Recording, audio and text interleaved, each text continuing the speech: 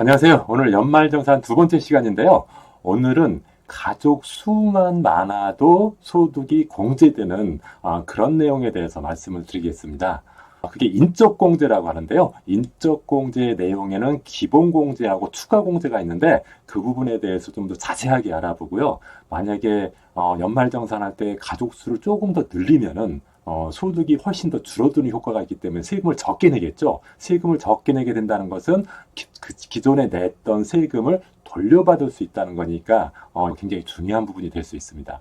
제가 연말정산 관련해서 계속 순차적으로 말씀을 드리고 있는데요. 지난 시간에는 연말정산에 대한 개괄적인 내용을 말씀을 드렸고, 오늘은 이제 좀 구체적으로 하나씩 우리가 챙길 수 있는 연말정산에 대해서 말씀드릴 텐데, 오늘 할 얘기가 바로 인적소득공제에 대한 것입니다. 인적소득공제는 기본공제하고 추가공제로 나누어질 수 있는데요. 기본공제하고 추가공제에 대한 내용을 좀 구체적으로 알아보고요. 여러분들 중에서 혹시 나 이거 좀 더 늘릴 수 있는 것인지 한번 조사해 보시고, 만약에 늘릴 수 있으면은 부양가족을 좀 늘려서 공제를 더 많이 받아서 세금을 환급받을 수 있다고 하면 굉장히 좋겠죠.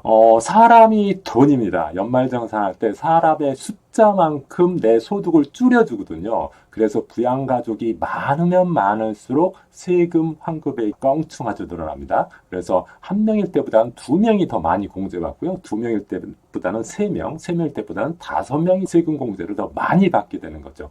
구체적으로 보면요, 인적공제는 본인 공제가 있고 배우자 공제가 있고 부양가족 공제가 있습니다. 본인 공제는 자신이니까 더 이상 어떻게 할 수 있는 방법이 아닌데, 배우자 공제나 부양가족 공제는 어떻게 하느냐에 따라서 숫자를 더 늘릴 수도 있고요. 신경을 쓰지 않으면 늘릴 수 있음에도 불구하고 그냥 넘어가게 되거든요. 그러면 아무래도 공제 효과가 떨어지겠죠. 본인 배우자, 부양가족 각각 1인당 150만 원씩 소득을 줄여줍니다. 그러니까 한 명이면 150만 원 연소득에서 줄여주고요. 두 명이면 300만 원 줄여주고, 세 명이면 450만 원 줄여주고, 이렇게 가족의 수가 많으면 많을수록 내 소득을 줄여주니까 세금이 줄어들겠죠. 세금이 줄어들면은 세금을 환급받을 가능성이 높아진다는 겁니다. 본인 배우자, 부양가족 중에서 특히 신경 써야 될 부분이 부양가족 공제인데요. 내가 나의 부모를 모실 때도 인당 150만 원씩 공제받고, 또는 장애인 자녀의 장애인 배우자, 또는 형제 자매, 기초생활 수급자, 또는 위탁아동이 있는 경우에도 한 명당 150만 원씩 공제받기 때문에 잘 활용하면 좋겠습니다. 다만 요건이 있는데요. 부양가족의 연소득액이 100만 원 이하여야 됩니다. 그러니까 소득액이 많으신 분들은 공제받을 수 없다는 점 좀 기억하시고, 여기서 100만 원 그러니까 굉장히 적은 것 같은데, 실제로 근로소득 기준으로 보면은 한 500만 원 정도가 연소득 금액으로 환산하면 한 100만 원 정도 되거든요. 그러니까 근로소득액이 한 500만 원 정도 된다 그러면은 부양가족으로 추가시킬 수 있다, 이렇게 보시면 되겠습니다. 예를 들어서 나의 부모가 예를 들어서 소득이 한 3, 400 정도 되는데, 그러면 그 정도면 연소득 기준으로 보면 한 100만 원 이하가 되거든요. 그런 분들을 나의 부양가족으로 해서 연말정산을 하게 되면은 1인당 150만 원을 소득공제 받는다는 소리입니다. 부모 경우에는 연소득 100만 원 이하, 나이는 60세 이상인 경우만 가능하고요. 따로 사는 경우도 가능합니다. 그리고 자녀뿐만 아니라 입양한 자녀도 있을 수 있죠. 입양한 자녀도 공제를 받을 수 있고요. 장애인으로 자녀를 두신 분도 있을 수 있잖아요. 장애인 자녀 같은 경우는 장애인 자녀만 공제받는 게 아니라 장애인 자녀의 장애인 배우자가 있다고 하면은 또 추가로 150만 원을 공제받습니다. 그리고 형제 자매가 있는 경우도 형제 자매를 부양한다고 하면은 150만 원씩 공제를 받는데, 여기서 형제 자매라고 하면은 자기의 형제 자매뿐만 아니라 시동생이나 처남 처제 이런 경우도 해당되기 때문에, 이런 분들이 소득이 없으면서 내가 부양하고 있다고 하면은 이런 분들도 부양가족 수에 포함시킬 수 있습니다. 그리고 기초생활수급자나 위탁아동이 있는 경우에도 1인당 150만 원씩 추가되니까 이 요건에 해당될 수 있다고 하면은 반드시 연말정산할 때 활용하시는 게 좋겠습니다. 그래서 공제 대상자 6명 정도만 있으면요, 한 900만 원 정도의 소득공제를 받을 수가 있습니다. 꼭 여러분들 참고하시고요. 본인 공제는 특별하게 신경 쓸 게 없고요. 배우자 공제할 때 유의할 사항들 몇 가지 말씀드리겠습니다. 첫 번째는요, 배우자하고 별거하는 경우가 있을 수 있죠. 예를 들어서 직장상의 이유로 멀리 떨어져 있는 경우가 있을 수도 있고, 또 성격이 안 맞아서 좀 떨어지는 경우가 있을 수가 있죠. 이런 경우에도 연말정산할 때 공제는 가능하다. 그러니까 같이 살고 있지 않아도 공제가 가능하다는 점 좀 기억하시고요. 그리고 혼인신고를 해야 공제가 가능합니다. 어떤 분들은 혼인신고 안 하고 그냥 사시는 분들이 있잖아요. 그런 경우에는 해당되지 않고요. 법률혼, 다시 말하면 혼인신고를 해서 공적장부에 등재된 부부만 공제가 가능하지, 사실혼 관계에 있는 부부 경우에는 공제가 안 된다는 점도 좀 기억하시기 바랍니다. 그 다음에 연도 중에 혼인한 경우도 공제가 가능합니다. 예를 들어서 1월 1일부터 12월 31일까지가 연말정산 대상 기간이잖아요. 예를 들어서 12월 31일 날 혼인을 한 경우에도 혼인신고를 했으면은 1년 중에 단 하루지만은 1인당 150만 원 공제 받는다는 사실 좀 기억하시고요. 그 다음에 연도 중 이혼한 경우, 예를 들어서 사시다가 그 해 어느 날에 이혼하셨다. 그 경우에는 공제가 되지 않습니다. 그런 부분도 좀 알아두시고요. 연도 중 사망한 경우에는 근데 공제해 줍니다. 예를 들어서 6월 달에 사망하셨다. 그러면 12월 31일까지 살아계신 건 아님에도 불구하고 연도 중 사망한 경우에는 연말정산에 기본공제 대상자가 돼서 소득공제를 해준다. 이런 점도 알아두셨으면 좋겠습니다. 그리고 세 번째가 부양가족인데요. 인적공제에서 본인이 있고 배우자가 있고 부양가족이 있다고 했죠. 부양가족은요, 굉장히 조사해 보면 많습니다. 부양가족에는 자녀도 있고, 부모도 있고, 형제자매도 있고, 기초생활수급자도 있고, 위탁아동도 있습니다. 자녀의 경우, 순수하게 내가 낳은 자식만 포함되는 게 아니라요. 만약에 손자, 손녀가 있으면 손자, 손녀도 포함되고요. 외손자, 외손녀, 또 혹시 재혼을 해가지고 재혼한 사람이 어떤 자녀를 데리고 왔다 했을 때 그 자녀도 그 부양가족에 해당이 되고요. 장애인 자녀의 장애인 배우자도 조금 전에 제가 말씀드렸죠. 거기도 자녀에 해당된다. 그리고 부모 경우에도 부모만 해당되는 게 아니라 혹시 부모님이 재혼하시면은 계모 또는 계부가 있으실 수도 있잖아요. 그분도 공제 대상자에 해당된다는 점. 그리고 호족에는 등재 안 돼 있지만은 친모, 친어머니가 계신 경우 있잖아요. 그분도 해당이 됩니다. 그러니까 지금 법적인 어머니뿐만 아니라 친모도 해당된다. 이런 경우에는 150만 원씩 2명이니까 300만 원 소득공제를 받을 수가 있겠죠. 그리고 장인 장모도 가능하고요. 시부모도 부양하고 있으면 가능합니다. 친조부모, 외조부모도 해당되면 가능합니다.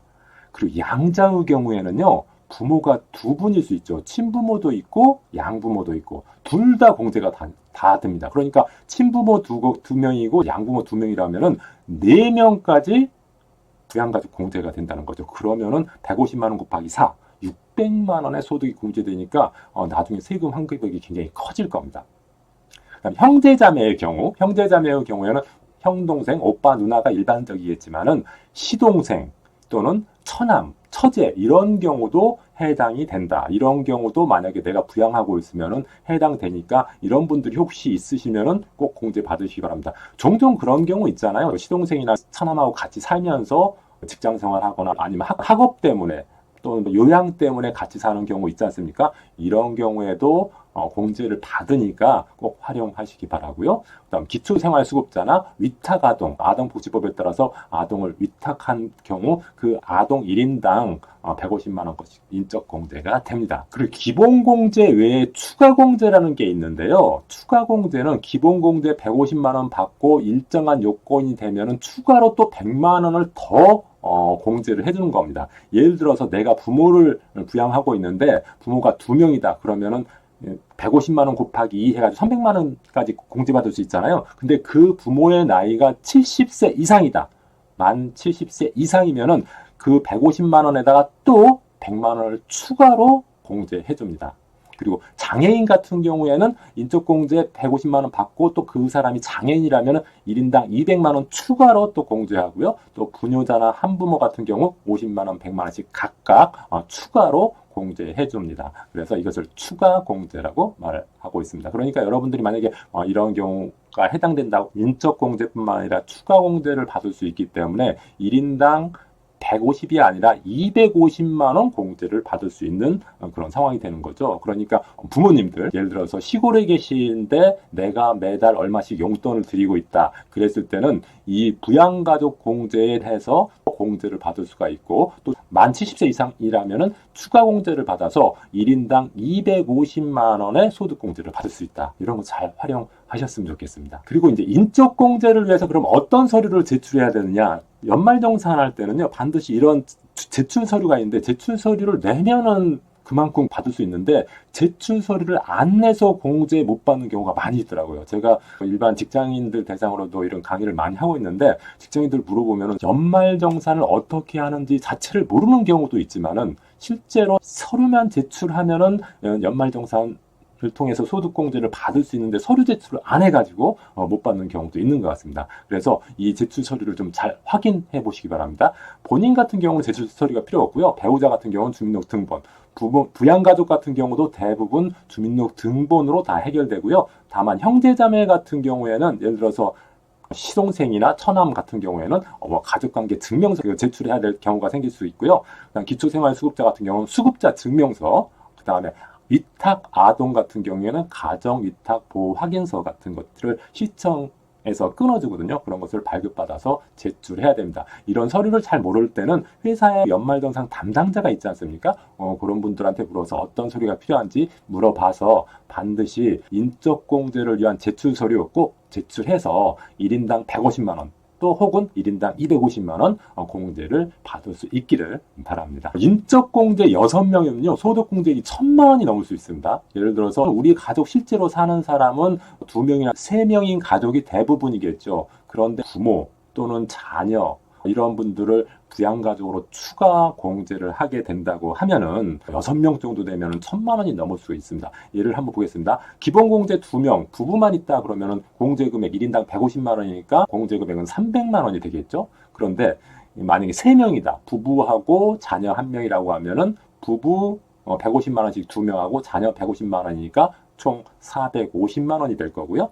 만약에 4명이다. 부부하고 자녀 1명, 3명인데 어머님 용돈을 매달 50만 원씩 드리고 있다. 그랬을 때는 그 어머님이 따로 살고 있다고 하더라도 부양가족으로 추가시킬 수 있습니다. 이런 것들은 여러분들이 서류를 제출하고 연말정산할 때 부양가족으로 신청하지 않으면은 받을 수 없는 거거든요. 그래서 이런 모친이 있을 경우에는 모친도 부양가족에 포함시켜서 기본공제도 받고, 만약에 모친이 70세라고 하면은 추가공제 100만 원 또 받을 수 있으니까 총 700만 원을 받을 수가 있습니다.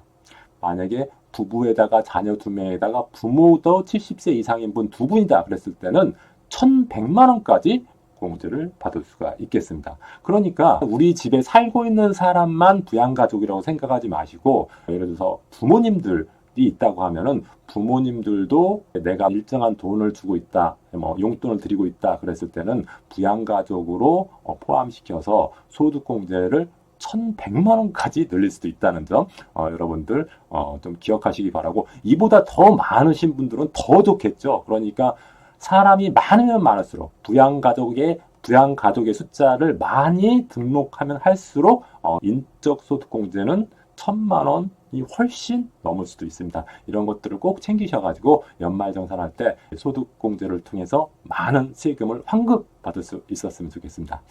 이번 시간에 여기까지 하고요. 다음 시간에 계속 연말정산에서 세금을 환급받을 수 있는 꿀팁들을 계속해서 말씀드리도록 하겠습니다. 감사합니다.